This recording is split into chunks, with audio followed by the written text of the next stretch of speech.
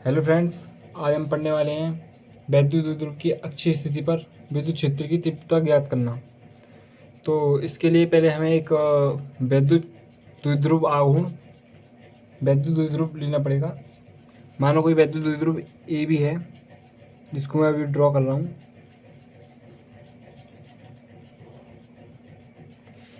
ये कोई वैद्युत द्विध्रुव है ए बी, ये इसका बिंदु ए है और ये इसका बिंदु बी है। बिंदु ए पर मान लिया हमने कि माइनस क्यू आवेश है और बिंदु पी पर प्लस, बिंदु बी पर प्लस आवेश, प्लस का क्यू आवेश, ठीक है। और इसका केंद्र माना ओ है और ए से लेके ओ तक की दूरी एल हो जाएगी और यहाँ ओ से लेके बी तक की दूरी एल हो जाएगी, क्योंकि विद्युत द्विध्रुव की बीच की दूरी 2l होती है, इसलिए मैंने इसको दो भागों में बांट दिया है। डेरिवेशन में इसकी ज़रूरत पड़ेगी, ठीक है। अब इससे हमें r दूरी पर कोई बिंदु P लेना है, जिस पे हमें वैद्युत द्विध्रुव की अक्षीय स्थिति पर तीव्रता ज्ञात करनी है, क्योंकि ये इसकी अक्षीय स्थिति में होगा यूं करके। तो जो हमें दूरी लेनी है वो हमें इसके केंद्र से लेनी है। आप हमेशा ध्यान रखें कि हम जब भी इससे दूरी लेते हैं वैद्युत द्विध्रुव से, तो हमेशा उसके केंद्र से लेंगे, ठीक है जी। तो अब हमें इससे बिंदु P पर इसकी विद्युत क्षेत्र की तीव्रता ज्ञात करनी है।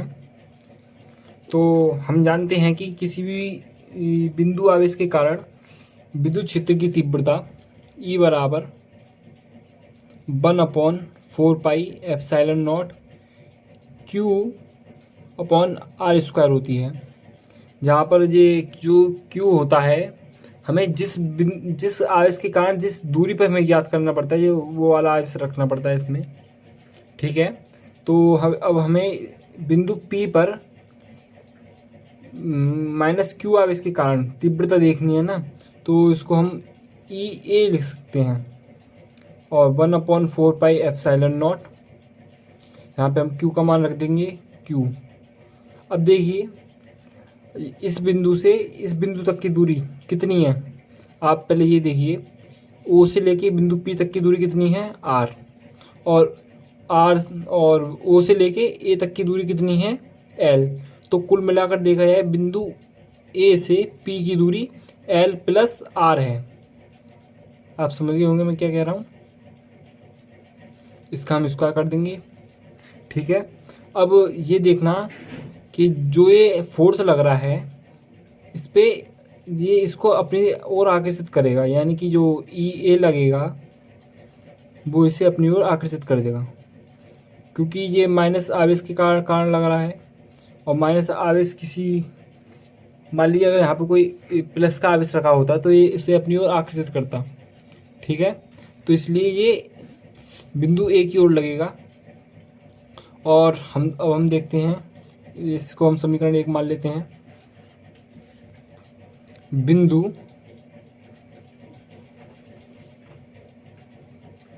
B के कारण बिंदु P पर तीव्रता, ठीक है, यहाँ पर भी मैं लिख देता हूँ।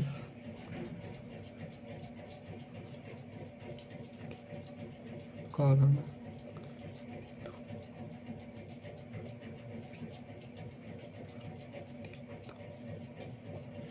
तो बिंदु B के कारण बिंदु A पर तीव्रता होगी, उसे हम EB बोलेंगे।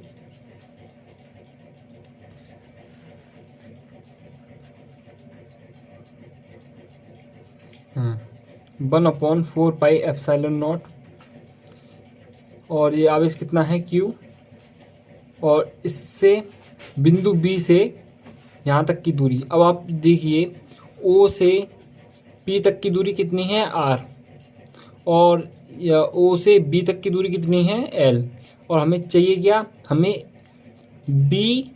P चाहिए, यानी B से लेके P तक की दूरी।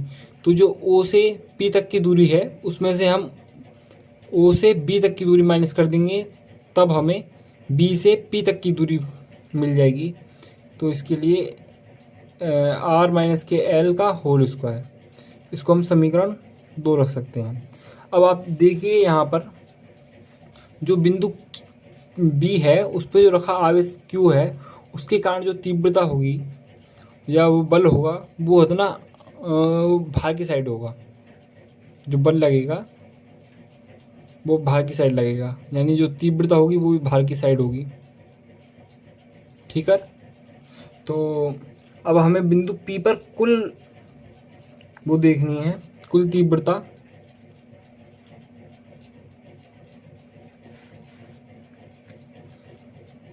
बिंदु पी पर कुल वैद्युत क्षेत्र की तीव्रता।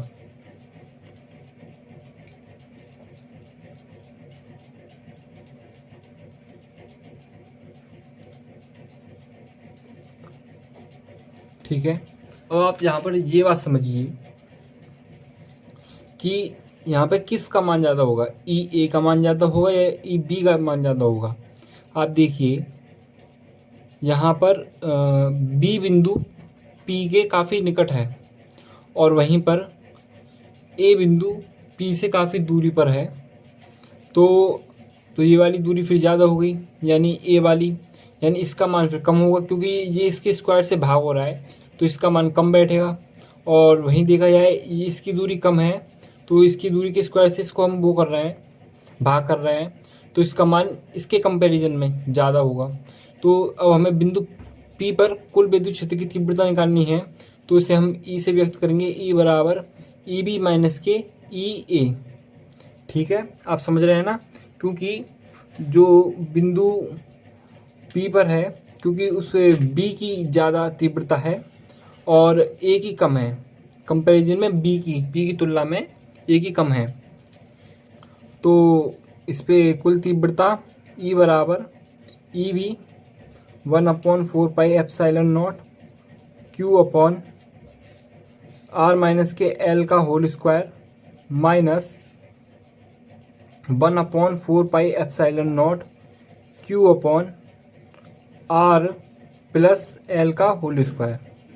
ठीक है, अब मैं इस पर नेक्स्ट पेज पर कर लेता हूँ। तो यहाँ से हम कुछ कॉमन भी ले सकते हैं। हम यहाँ से 1/4πε0 दोनों से कॉमन ले लेंगे और क्यू भी यहाँ से कॉमन आ जाएगा, तो इसको हम लिख सकते हैं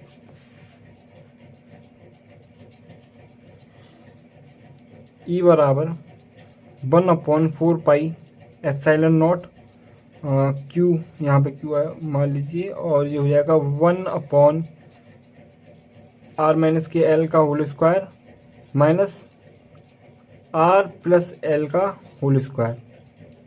ठीक है, अब यहाँ पर हम इसका लासा ले सकते हैं। ये लासा तो आपको लेना आता होगा।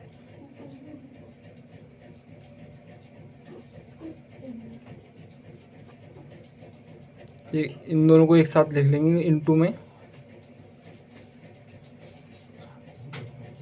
ठीक है, अब इससे ये कट जाएगा तो फिर ये बचेगा, तो ये आर प्लस का एल का होल स्क्वायर माइनस ये बचेगा आर माइनस के एल का होल स्क्वायर। ठीक है, अब आपने एक प्रॉपर्टी पढ़ी होगी जिसके लिए, हाँ, जैसे कि ये एक प्रॉपर्टी होती है ए माइनस बी और ए प्लस बी, जिसको हम लिख सकते हैं ए स्क्वायर माइनस का बी स्क्वायर। ठीक है, तो ये वाली इसमें हम यहाँ पे लगा देंगे।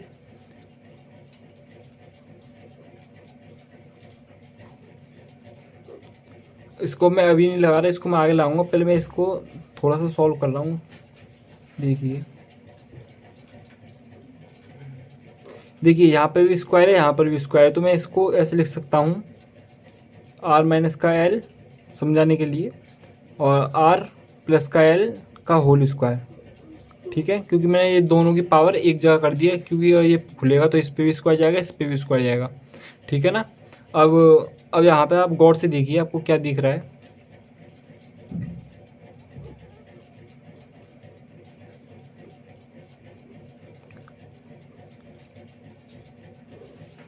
अब आप देखिए यहाँ पर आर माइनस का एल और आर प्लस का एल, ये देखिए ये वाली प्रॉपर्टी बन रही है ना, ए माइनस का बी और बी ए प्लस का बी, तो ए